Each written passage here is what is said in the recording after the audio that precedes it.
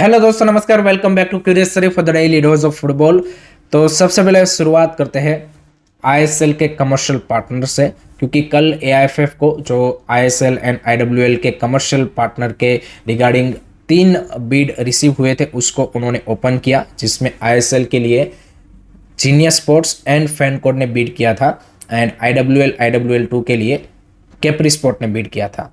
तो सबसे पहले हम सिंपल टर्म्स में तीनों कंपनीज के बीड को समझ लेते हैं, क्या अमाउंट है, क्या स्ट्रक्चर है। टोटल 15+5 ईयर यानी कि 20 ईयर का ये कॉन्ट्रैक्ट है for ISL also and for IWL also, जिसमें जीनियस स्पोर्ट्स है वो 20 साल में आईएसएल में 2130 करोड़ टोटल सम जो है वो यहाँ पे इन्वेस्ट करेगा।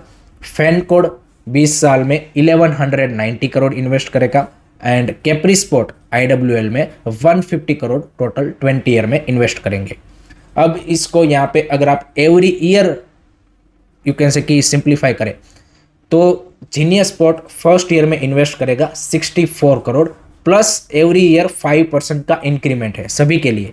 तो वो जो 64 करोड़ इस साल इन्वेस्ट करेगा सेकंड ईयर में, उसमें 5% इंक्रीमेंट करके वो इन्वेस्ट करेगा और उसी तरीके से वो जो 2130 करोड़ का सम निकल के आ रहा है 20 साल में, वो उसी तरीके से निकल के आ रहा है।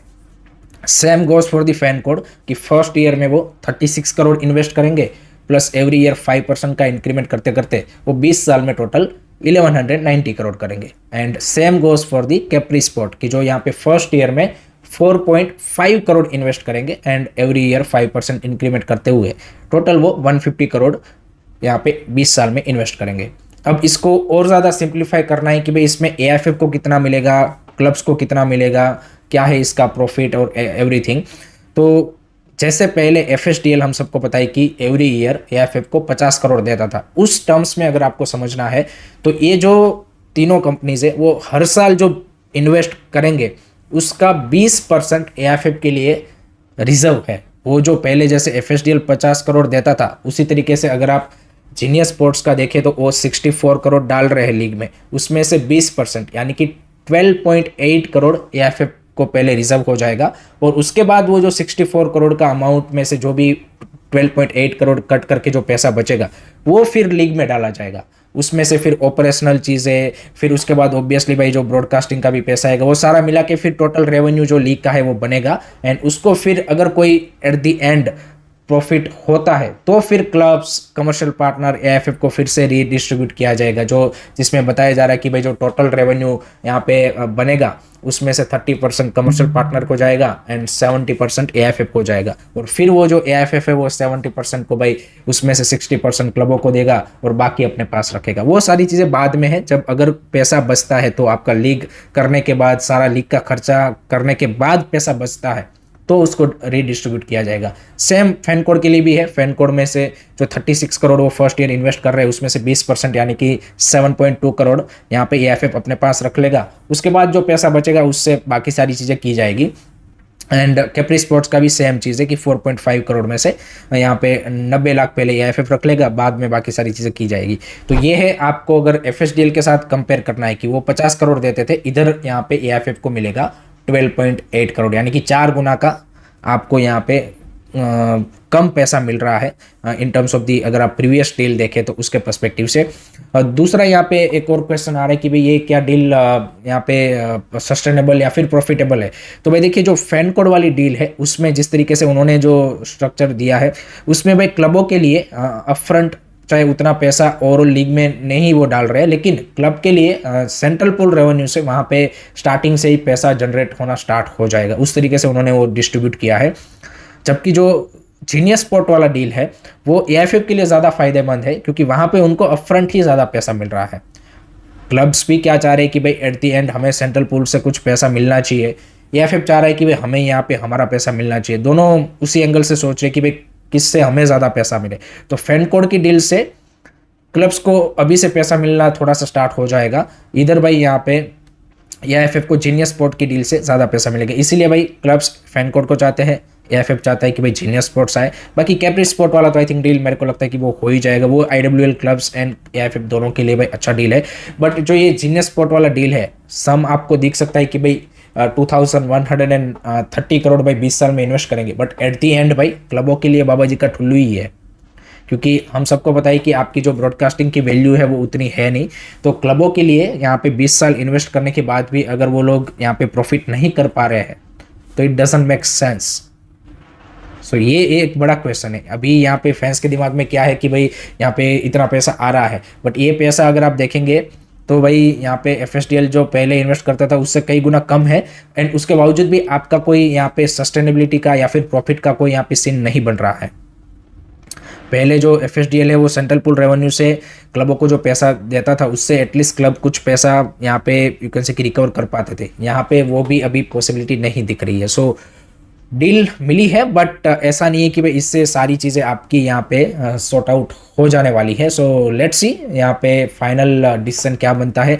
आई थिंक कल 29 को एएफएफ की एक्सको की मीटिंग है, उसमें फाइनलाइज किया जाएगा कि भाई कौन सी कंपनी को यहाँ पे जो टेंडर है वो मिलता है। आईडब्ल्यूएल के लिए आई थिंक कैप्री स्पोर्ट का एक ही डील आया है, सो ऑब्वियसली भाई उनके साथ ही वो कंटिन्यू करेंगे। बट इधर देखना है कि फैनकोड को चूज़ किया जाता है या फिर जीनियस स्पोर्ट्स को, वो देखना काफ़ी इंटरेस्टिंग होगा। आपके क्या थॉट्स है, आपके क्या ओपिनियन है, कमेंट सेक्शन में ज़रूर बताइए। सेकंड अब बात करते हैं निविया की जो न्यू किट है उसके रिगार्डिंग एक मैं आपको क्लैरिफिकेशन देना चाहता हूँ। जो इंडिया अंडर 20 टीम ने यूज़ किया वो यहाँ पे भाई फाइनल वर्जन नहीं है, क्योंकि एक फैन ने भाई यहाँ पे निविया को डायरेक्ट डीएम करके पूछा था कि भाई ऐसा जर्सी आपने क्यों बनाया, तो उन्होंने बोला this is not the final Jersey, final Jersey यहाँ पे बाद में आएगा। So that is good, that is big relief, because ये जो जर्सी उन्होंने लॉन्च किया था it's not looking that attractive और डिज़ाइन वाइज भी उतना कुछ खास दिख नहीं रहा था। तो अच्छी बात है कि भाई यहाँ पे जो फाइनल यहाँ पे जर्सी है वो यहाँ पे आई थिंक मे बी जो इंडिया 31 को खेले तब अनाउंस करे या फिर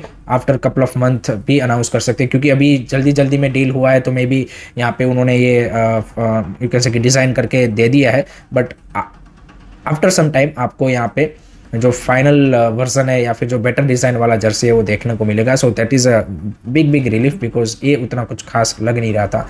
सो वो एक है। देन उसके बाद बात करते हैं यहाँ पे इंडिया अंडर 23 के आज के मैच के बारे में, जहाँ पे वो ट्राई नेशन टूर्नामेंट है उसमें भूटान को टेक ऑन करेंगे। अरुणाचल प्रदेश में मैच खेला जाएगा शाम को 7 बजे, एंड इसको आप लाइव देख पाएंगे सोनी लिव एंड सोनी 10 के प्लेटफॉर्म के ऊपर।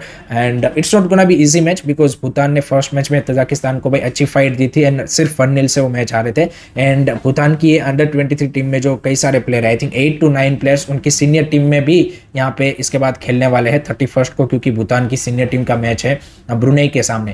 तो इनमें से कई सारे ऐसे प्लेयर है कि जो सीनियर टीम का भी हिस्सा है। So Bhutan is you can say कि not gonna be easy opponent for us. And हमारी अंडर 23 टीम के लिए भी I think this is a good opportunity, जितना कम्पिटेटिव मैच मिलेगा उतनी अच्छी बात है। And there are a couple of 4-5 new players also has been added into the squad by Naushad Musa. तो देखते हैं कि भाई वो जो नए प्लेयर इंक्लूड किए गए हैं वो इंटरनेशनल लेवल पे अंडर 23 लेवल पे किस तरीके की परफॉर्मेंस पुट अप करते हैं, वो भी देखना काफ़ी इंटरेस्टिंग होगा। तो एक आई थिंक अच्छा एंटरटेनिंग मैच, हमें कम्पिटिटिव मैच देखने की पॉसिबिलिटी है।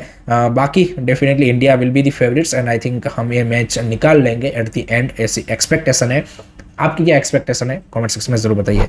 देन उसके बाद इंडिया अंडर 20 का भी आज मैच है, जी हाँ दोस्तों। एंड साफ अंडर 20 चैंपियनशिप में बांग्लादेश को वो टेक ऑन करेंगे। It's not gonna be easy match. Pakistan को हमने फर्स्ट मैच में नो डाउट 3-0 से हरा दिया, बट हमारी टीम की performance was not up to the mark. So this is gonna be a more challenging match for our team. And Bangladesh, as we all know, has couple of origin players like Ronan Sullivan, जिन्होंने first match में debut में ही brace score किया था with that beautiful free kick. They have Declan Sullivan and एक और I think उनके पास ओरिजिन प्लेयर है। So Bangladesh will give a tough fight and India के लिए बिल्कुल ईजी नहीं होने वाला। सो आई थिंक टीम को स्टेप अप करना पड़ेगा एंड अपनी बेस्ट परफॉर्मेंस पुटअप करनी पड़ेगी। नो डाउट हम सेमीफाइनल में क्वालिफाई जरूर हो चुके हैं, बट इस मैच से डिसाइड होगा कि कौन सी टीम हमारे ग्रुप में टॉप पे फिनिश करेगी एंड कौन सी टीम सेकंड पे फिनिश करेगी। So from that perspective also it's very very important. And दूसरा कि अगर हम एशियन कप क्वालिफायर्स के पॉइंट ऑफ व्यू से भी देखें तो भाई हमें बांग्लादेश, पाकिस्तान, नेपाल, हमारी जो साफ की टीमें हैं उनको तो भाई यहाँ पे हराना ही पड़ेगा। अदरवाइज वी कांट एक्सपेक्ट कि भाई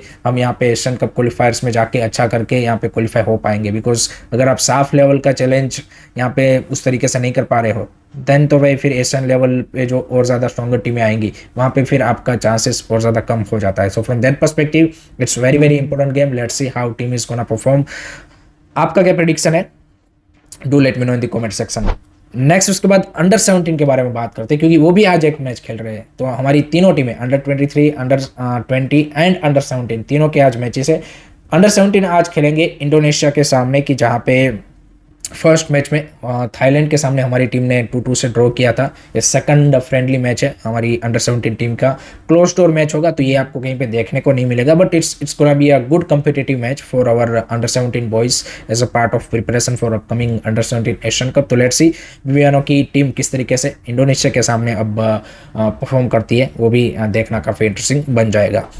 लास्ट में बात करते हैं केरला ब्लास्टर के बारे में। तो फाइनली भाई केरला ब्लास्टर ने अपने नए हेड कोच एस्ली वेस्टवुड को कल अनाउंस कर दिया है एंड डेविड कैताला को टाटा बाय बाय बोल दिया है। सो एस्ली Westwood coming back into the Indian football. And आप देखिए कैसा कोइंसिडेंट है कि एस्ली वेस्टवुड एंड जो उसकी फॉर्मर टीम है हांगकांग, दोनों सेम डे पे भाई कोची पे यहाँ पे है, वो यू कैन से कि अराइव हुए हैं, बिकॉज हांगकांग का भी इंडिया के साथ मैच है, तो वो भी कोची में कल ही आए हैं एंड सेम यहाँ पे एस्ली वेस्टवुड भी यहाँ पे आए हैं। So that is interesting coincidence, but Ashley Westwood definitely is a proven coach in Indian football ecosystem. Bengaluru FC के साथ उनका अच्छा स्टिंट रहा है and he knows Indian football very well, Indian players and everyone. So I think let's see क्या वो Kerala blaster का इस सीजन को टर्न अराउंड कर सकते हैं।